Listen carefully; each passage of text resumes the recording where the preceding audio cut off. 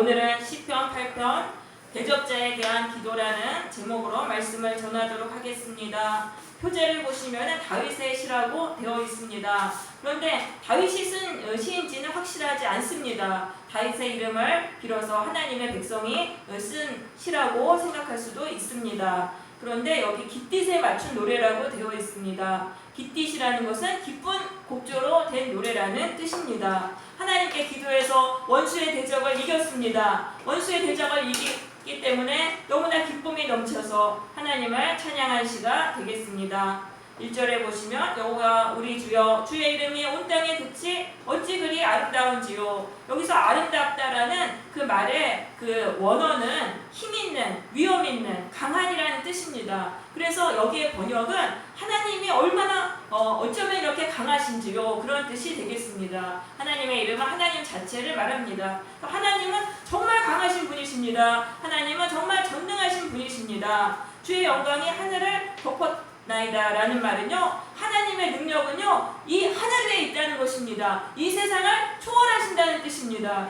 하나님의 권세는 이 세상을 초월하시기 때문에 하나님께는 못하실 것이 없다. 하나님의 능력은 전능하시다라는 그런 내용이 되겠습니다. 그러면 왜 전능하신지 그 이유가 2절에 나옵니다. 주의 대적으로 말미암아 하나님의 권능을 세우셨다고 말씀하고 있어요. 주의 대적은 누구냐 하면은 내가 힘이 있다고 해서 힘없는 사람들, 그 밑에 있는 사람, 그 밑에 있는 어린아이와 젖먹이들이 되겠습니다. 힘이 없고 연약한 자들을 짓밟고 또 지배하는 그런 자들을 말합니다. 이런 사람은 연약한 자들의 원수가 되겠습니다. 그리고 또 보복자라고 말하고 있습니다. 이 사람들은요, 힘이 있고 강한 사람은 그 연약한 자들을 지배하는데, 연약한 약자들이 그 지배에서 벗어나려고 하면 보복을 하는 아주 악질적인 그런 사람들입니다. 그런데 하나님이 이 어린 아이들과 젖먹이의 입으로 원수와 보복자들을 잠잠하게 하셨다라고 말하고 있습니다. 이건 뭐예요? 이 연약한 자들이 드리는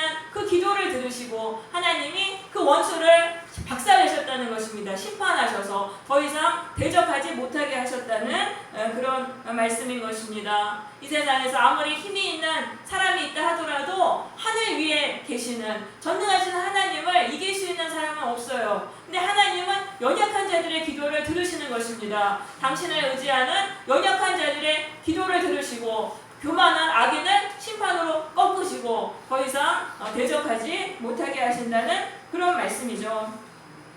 자, 이제 3절에서 시인은 하나님이 지으신 그 광대한 하늘과 달과 별을 보았습니다. 하나님이 지으신 이 우주 만물은 너무나 광대합니다. 이 광대한 우주 만물을 지으신 하나님은 얼마나 크신 분입니까? 그런데 그 크신 하나님이 그 작은 인간, 이 우주의 먼지보다도 더 정말 작은 인간이지 않습니까? 그 인간의 기도를 들으신다는 것입니다. 하나님, 왜 나의 기도를 들으십니까? 당신은 그렇게 크신 분이시면서 왜 나의 기도를 들으시고 또 기적을 일으키셔서 대적자들을 잠잠케 하십니까? 라는 그런 말이 되겠습니다. 그래서 시인은 알았어요. 인간이 어떤 존재인지를 알았습니다. 그게 5절입니다. 그를 하나님보다 조금 못하게 하시고 영화와 존귀로 관을 씌우셨나이다. 인간을 그만큼 귀하게 하나님은 만드셨다는 것입니다. 그래서 인간이 그 손으로, 하나님의 손으로 만든 이 모든 피조물을 다스리게 하셨다. 그러니까 하나님,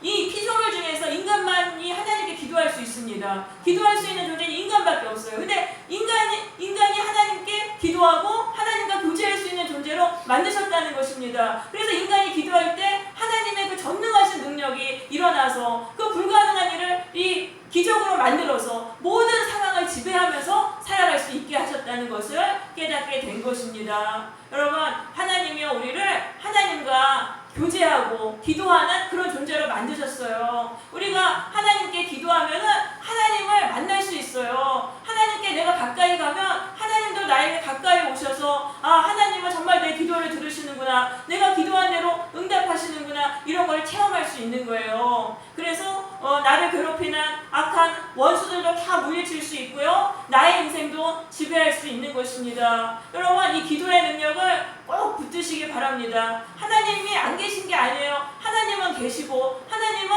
우리의 기도를 들으세요. 그리고 놀라운 일을 행하셔서 그 기도의 능력으로 우리가 나의 인생을 지배하고 나의 환경을 지배하며 살 수 있게 하시는 것입니다. 그래서 운명론이 아니에요. 하나님을 믿는 사람에게 운명론이 없어요. 왜냐하면 기도하면은 하나님은 기적을 행하셔서 새로운 인생을 주시는 것입니다. 그래서 이 손금대가 되지가 않는 거예요. 우리가 하나님을 믿으면은 나중에 손금이 변하는 거예요. 이거를 믿으시고 우리가 기도해야 되겠습니다. 우리 주보에 있는 이사야 43장 18절에서 20절의 말씀을 같이 한 목소리로 읽겠습니다. 시작. 너희는 이전 일을 기억하지 말며 옛날 일을 생각하지 말라. 보라, 내가 새 일을 행하리니 이제 나타날 것이라. 너희가 그것을 알지 못하겠느냐. 반드시 내가 광야에 상하게 강을 내리니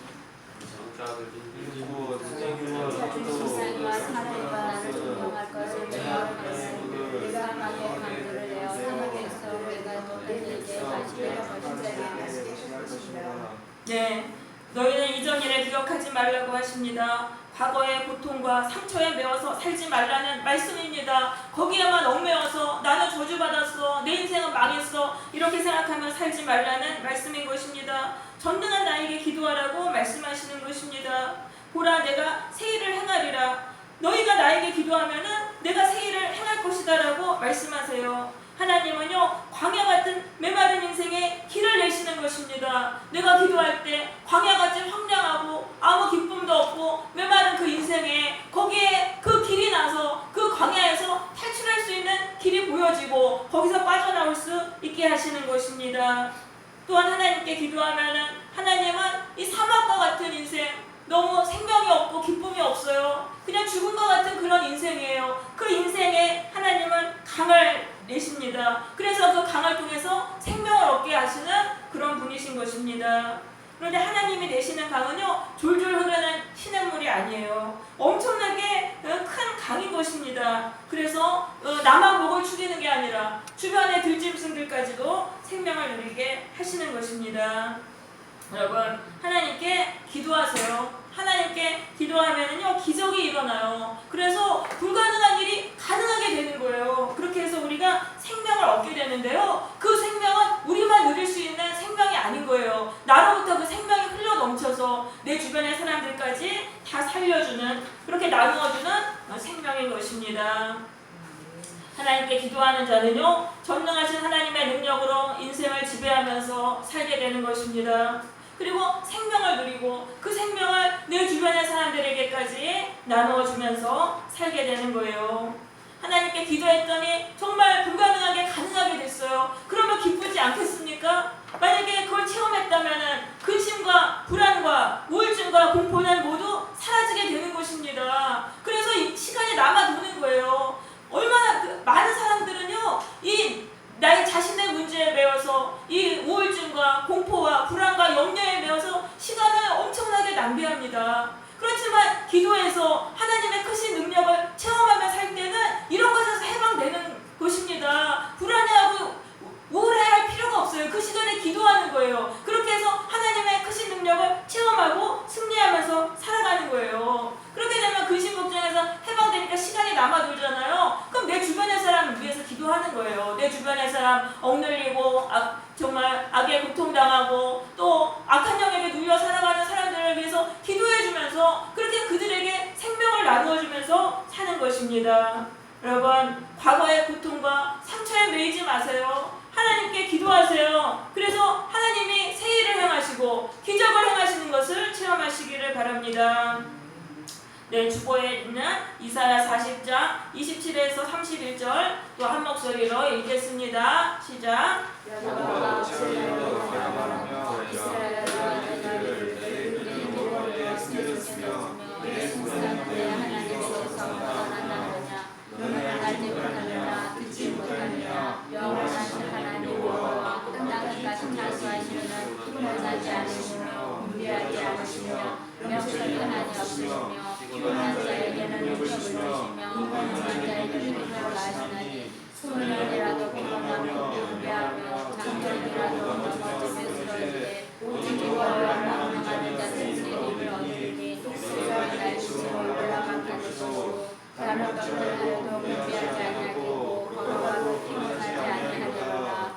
이 본문의 말씀은요, 바벨론의 포로로 끌려가서 고난을 당하는 이스라엘 백성에게 주시는 하나님의 말씀이 되겠습니다.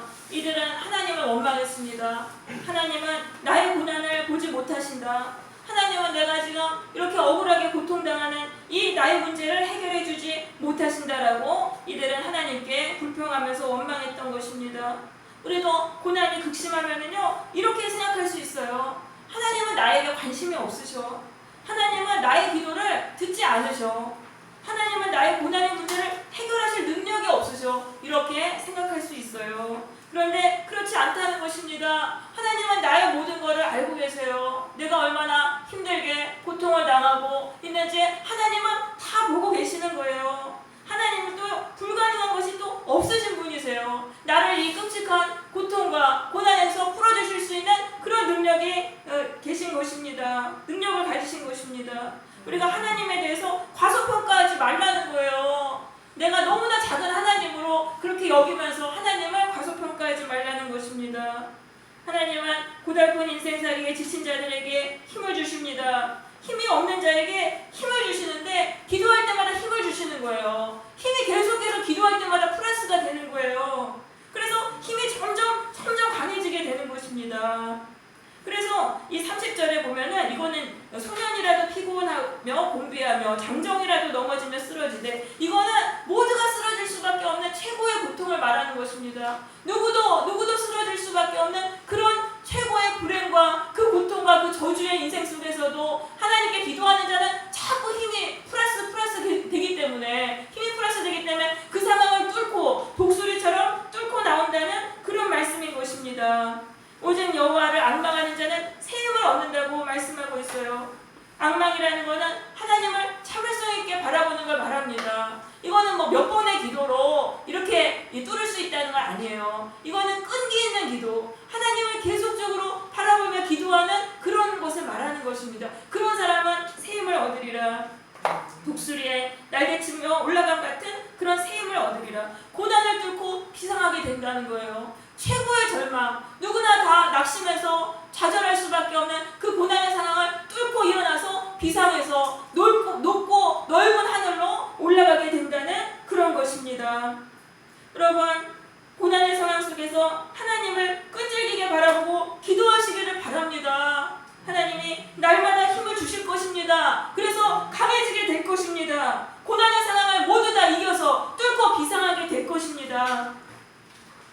네, 31절에 보시면은요, 이 하나님이 주시는 힘은 모든 상황을 이기는 힘임을 말하고 있습니다. 뛰어가도 지치지 않고 걸어가도 피곤치 않다. 네, 뛰어가도 힘이 안 들어요. 그러니까 하나님께서 주시는 힘을 받으면은 뛰어가도 지치지가 않아요. 또 걸어간다고 해서 피곤하지 않아요. 내가 뛰지 못하고 걸어가면은요, 또 거기서 눌리고 낙심하는 사람들이 있어요. 내가 지금 열심히 살지도 않고 이렇게 돈도 안 벌고 시간만 빈둥빈둥 거리면서 내가 이렇게 사는데 나는 정말 못났나 봐. 이렇게 해서 또 그 낙심에 눌려가지고 지칠 수 있잖아요. 근데 그러지 않는다는 거예요. 뭐 하나님이 이끄시는 그 모든 상황을 다 그냥 기쁘게 살아갈 수 있는 나의 능력과 상황에 상관없이 모든 상황을 이겨낼 수 있는 그런 능력을 받게 된다는 그런 말씀인 것입니다. 하나님의 능력을 과소평가하지 마시기 바라요. 무에서 유를 창조하시는 하나님이시며 기적을 행하시는 하나님이신 것입니다. 그 하나님은 기도하는 자에게 힘을 날마다 더하시고 강하게 하십니다. 그래서 인생이 달라지게 하시는 것입니다. 나의 인생과 환경을 지배하게 하시는 거예요. 하나님은 기적을 행하심으로 무기력함과 우울증과 불안과 염려에서 나를 해방하시고 생명을 얻게 하시는 것입니다. 우리 하나님께 기도해야 돼요. 기도해서 하나님이 주시는 생명과 힘을 얻어야 되는 것입니다. 뿐만 아니라 우리를 무너뜨리려는 대적자의 공격을 이겨야 하는 것입니다. 하나님께 기도할 때 대적자를 이길 수 있습니다. 열왕기하 18장에 보시면은 유다의 히스기야 왕인데 아수르의 사내립이 쳐들어왔어요. 아수르가 주변에 다 모든 나라를 무너뜨리고 굉장히 잔인한 나라예요. 이제 유다를 치러 와서 그 모든 성읍을 무너뜨리고 예루살렘 성만 남았습니다. 사내립 왕이 랍사게라는 사신을 예루살렘 성 앞으로 보냈습니다. 그래서 이 랍사게가 뭐라고 외쳤냐면은 히스기야 왕이 하나님 아무리 의지해도 우리 못 이긴다. 어떤 나라의 신도 우리로부터 자기들의 땅을 지키지 못했다. 하나님을 의지해도 하나님이 너희들 못 지켜주신다. 그러니 대항하지 말고 항복해라 라고 말하면서 히스기야를 모욕하고 하나님을 모욕했습니다.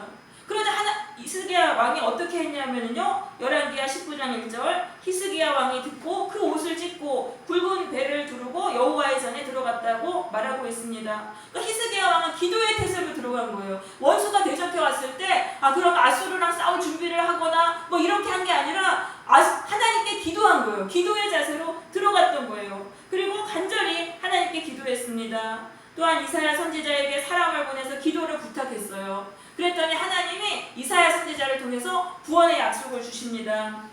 열왕기하 19장 28절에 보면은 이 아수르 왕 사네립에게 하신 말씀입니다. 내가 내게 향한 분노와 내 교만한 말이 내 귀에 들렸도다. 그러므로 내가 갈고리를 내 코에 꿰고 재갈을 내 입에 물려서 너를 오던 길로 끌어올리리라 하셨나이다. 내가 오던 길로 돌아가고 이성에 이르지 못하리라 라는 그 구원의 약속을 주십니다. 여러분, 우리가 하나님께 기도할 때요, 하나님은 기도하는 자에게 구원의 약속을 주세요. 교회에 가서 설교를 듣는데, 아니면 내가 혼자 성경을 묵상하는데 거기서 하나님이 주시는 그 구원의 약속을 주시는 것입니다. 근데 기도하지 않으면 안 주세요. 기도하지 않으면 안 주시고, 기도하는 자에게 이렇게 구원의 약속을 주시는데 구원의 약속대로 행하시는 것입니다.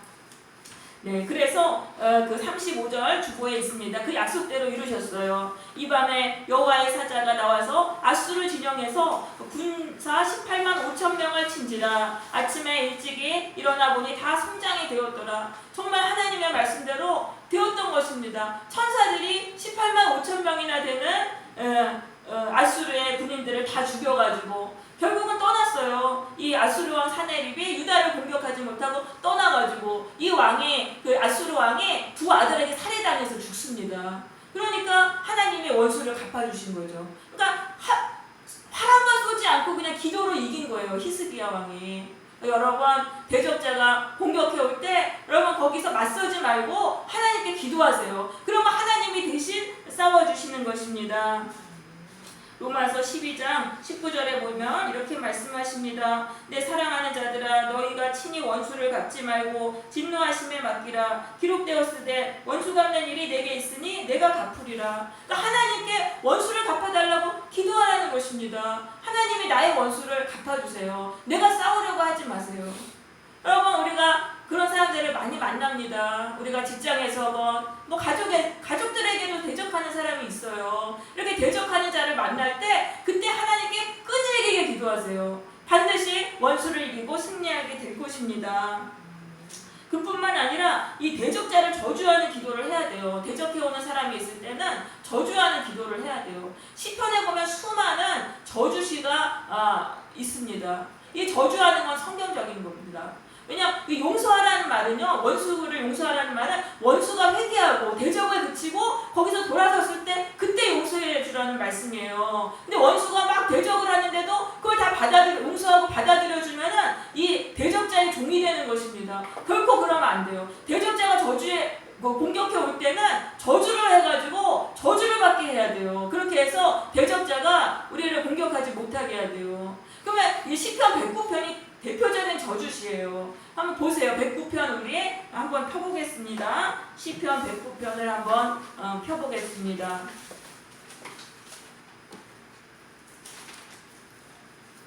자, 시편 109편입니다. 1절입니다. 내가 찬양하는 하나님이여 잠잠하지 마소서. 이거는 뭡니까? 내가 드리는 이 기도를 들으시고 저주를 원수들에게 쏟아주옵소서라는 그런 말인 것입니다. 그들이 악한 입과 거짓된 입을 열어서 나를 치며 속이는 혀로 내게 말하며 미워하는 말로 나를 두르고 까닭없이 나를 공격하였음이니라. 까닭 없다는 것은 아무 잘못도 안 했는데 이렇게 공격했다는 것입니다. 나를 사랑하나 그들은 도리어 나를 대적하니 나는 기도할 뿐이라. 자, 사랑하는데 도리어 대적을 해요. 그럼 이거는 이거 사탄의 특성이에요. 사탄의 특성은요, 선을 악으로 갚아요. 그러니까 이 사람들이 사탄의 자녀들인 거예요. 사탄의 자녀들이 이 세상에 많이 있어요. 그러면은 그런 사람들은 그런 사람들을 그렇게 대적할 때는 어떻게 해야 되냐면 기도해야 돼요. 이 사람들은 뭐 사랑해줄수록 더 악을 행하는 사람이기 때문에 그렇게 하면 안 되고 그런 사랑하는 일도 하지 말아야 되고 그렇다고 대적해서 싸우면은 또 안 돼요. 그러니까 하나님께 기도해야 되는 거예요. 하나님께서 저주를 내려달라고 그렇게 기도해야 되는 거예요. 그래서 그 어떤 저주를 퍼붓냐 하면 6절에 보시면은 악인이 그를 다스리게 하소서라고 말씀합니다. 악한 사람은요 하나님이 그 행위대로 갚아주세요. 또 다른 악인에게 대적당하는 고통을 당하게 하세요. 그러니까 이게 하나님의 공의의 법칙이에요. 그것을 위해서 기도했던 거예요. 그러면서 사탄이 그의 오른쪽에 서게 하소서. 이 사탄이라는 건 대적자라는 건데요. 오른쪽에 선다는 거는 법정에서 증인이 되는 것을 말하는 것입니다. 그래서 이거는 고발당해서 재판당하게 하소서 그런 말이에요. 대적자에게 고발을 당해서 재판정에 서게 해주세요라는 그런 저주를 퍼붓는 것입니다. 그가 심판을 받을 때 주인이 되어 나오게 하시며 이거는 뭐예요? 죄인으로 판결받고 형을 받게 하소서라는 기도인 거예요. 교도소 가게 해주세요. 이렇게 기도한 거예요. 교도소 가게 해주세요. 이렇게 기도한 거예요. 그러면서 그의 기도가 죄로 변하게 하시며 그러면은 이 사람들이 이 대적자가 또 자기가 이제 곤란에 처하니까 또 하나님께 기도할 거 아닙니까? 그럴 때 그 기도를 죄로 변하게 하소서. 그 기도를 들으시고 더 형벌을 더 강하게 하소서라는 그런 의미인 것입니다. 왜냐하면 자기도 그렇게 못된 짓 해놓고 자기가 어려워지니까 하나님께 기도를 합니다. 그러니까 이것은 너무나 악한 것이죠. 너무나 가증한 일이죠. 그러니까 하나님은 그런 사람의 기도를 받지 않으세요. 그리고 그런 사람이 기도할 때는 더 이렇게 심판으로 갚아주시는 것입니다. 네, 그래서 하나님은요 악인의 기도를 듣지 않으세요. 이걸 아셔야 돼요. 평소에 착하게 살아야 돼요. 내가 선한 사람을 대적하는 그런 악을 행하면은 내가 기도할 때는 하나님이 내 기도를 듣지 않으시는 거예요. 그때 나의 기도는 가증한 기도가 돼가지고 하나님이 기도를 듣지 않으시는 것입니다. 그래서 우리가 악을 버려야 돼요. 선한 사람 대적하는 거요 굉장히 악한 거예요. 선한 사람을 대적하면은 저주를 받을 수밖에 없어요. 하나님께서 기도를 듣지 않으시고 저주를 내리시는 것입니다. 그러면서 8절에서 그의 연수를 짧게 하시며 그의 직분을 타인이 빼앗게 하시며라고 기도합니다. 그러니까 빨리 죽게 해달라는 거예요. 빨리 죽여달라고 기도하는 거예요. 악인은 빨리 죽어야 돼요. 빨리 죽어서 이 세상에서 사라져야 돼요. 그게 바로 하나님의 나라를 세우는 길이에요. 그러니까 이렇게 기도한 거예요. 그러면서 그의 자녀는 고아가 되게 하시고 그의 아내는 과부가 되게 하시고 그의 자녀들이 유리하며 구걸하며 그들의 황폐한 집을 떠나서 빌어먹게 하소서. 자녀에게까지 저주하는 기도를 합니다. 왜냐하면 자녀가 그대로 보고 배워요. 부모가 행한 그대로를 보고 자녀가 그대로 하는 거예요. 부모가 선한 사람 대적하는 그런 사람은요 자녀들도 보고 그대로 합니다. 선한 사람 대적하고 또 이렇게 악을 행합니다. 그러니까 그런 자손들은 그냥 빨리 끊어지는 게 낫죠. 그래서 하나님의 공의를 붙들고 이렇게 기도했던 것입니다. 그러면서 16절에서 그가 인자를 베풀 일을 생각하지 아니하고 가난하고 궁핍한 자와 마음이 상한 자를 핍박하여 죽이려 하였기 때문이다. 여기서 인자라는 말은요 헤세드라는 말인데요 하나님의 말씀입니다. 그러니까 이 악한 사람은 하나님의 말씀대로 사는 거에 관심이 하나도 없어요. 하나님의 말씀대로 정말 살고 내가 그 말씀대로 행하고 그런 일은 전혀 관심이 없고 연약한 자들을 핍박해서 죽이는 일만 그렇게 한다라는 그런 말씀인 것입니다. 그래서 계속 이제 저주를 하는 거예요. 저주를 하고 그렇게 저주하라는 거예요. 다윗이 이렇게 저주한 게 성경에 있다는 거는 악인에게 그런 저주를 하라는 거예요. 하나님이 아브라함에게 말씀하셨잖아요. 창세기 12장 3절에서 내가 축복하는 자에게 내가 복을 내리고 너를 저주하는 자에게 내가 저주한다고 말씀하셨잖아요. 우리가 그 어떤 원수를 저주하면 하나님이 그 사람에게 정말 저주를 내리세요. 그렇기 때문에 이렇게 저주를 쏟아붓는 기도를 하라는 말씀인 것입니다. 그러면서 21절에 보시면은 이제 하나님께 나를 구원해달라고 계속 기도합니다. 나는 가난하고 궁핍하며 나의 중심이 상함이니이다. 지금 원수들이 대적해서 마음이 깊은 상처를 받았던 것입니다. 그래서 나는 석양 그림자같이 지나가고 너무나 인생이 쓸쓸해요. 인생에 왕따당하고 대적당하니까 쓸쓸한 인생이 됐어요. 또 메뚜기같이 불려가오며 이거는요, 메뚜기가 거센 바람에 날려서 휩쓸려 가듯이 다윗은 핍박자를 통해서 여기저기 도망 다녀야 했던 것입니다. 금식함으로 내 무릎이 흔들렸다고 말하고 있습니다. 그러니까 다윗은 식욕이 다 사라졌어요. 살고 싶지 않은 거예요. 몸이 약해지고 얼굴이 수척해졌습니다. 그런데도 대적자들은 이 다윗의 불쌍한 처지를 보고서 기뻐하며 비웃었어요. 그럼 이런 상황이라면은 모두가 절망하고 정말 자살하고 죽어야 되는 그런 상황이잖아요. 근데 다윗은 거기서 멈추지 않았다는 것입니다. 다윗은 거기서 하나님께 기도했다는 거예요. 26절 보세요. 여호와 나의 하나님이여 나를 도우시며 주의 인자하심을 따라 나를 구원하소서. 이게 다윗의 위대함이에요.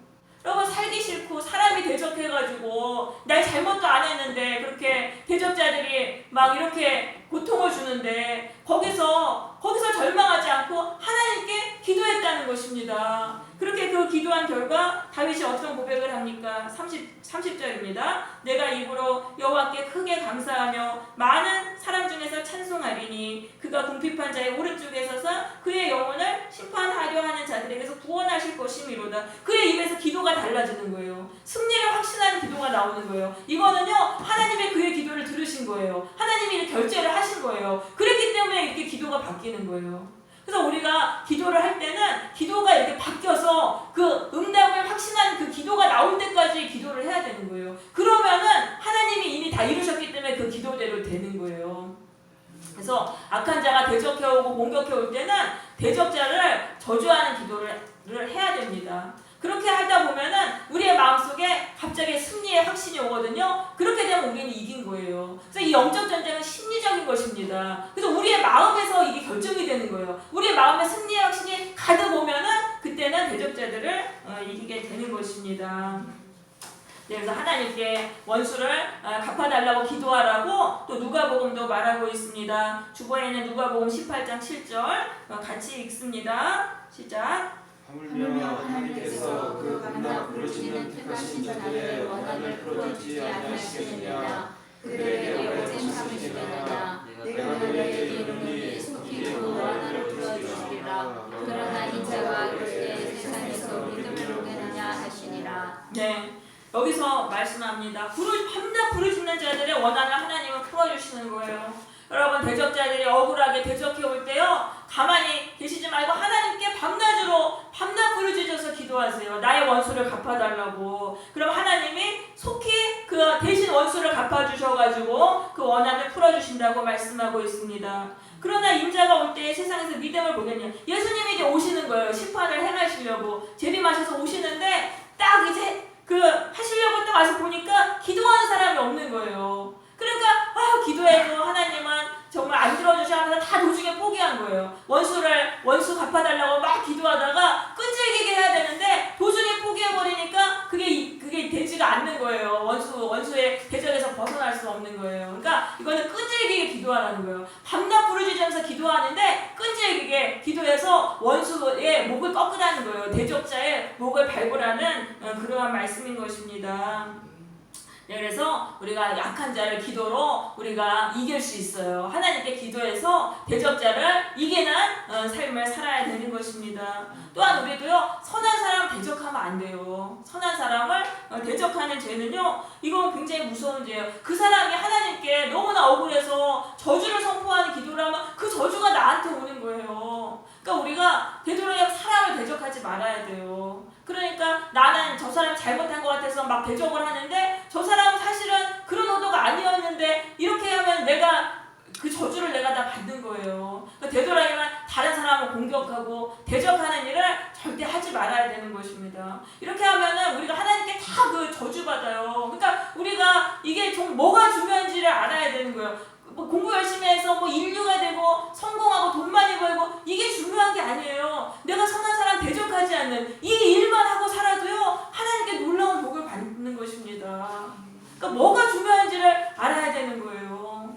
이제부터는 사람을 대적하는 일을 다시는 하지 마시기를 바랍니다. 날마다 회개하고 그래서 이제 우리가 저주를 피하는 인생이 되어야 되겠습니다. 네.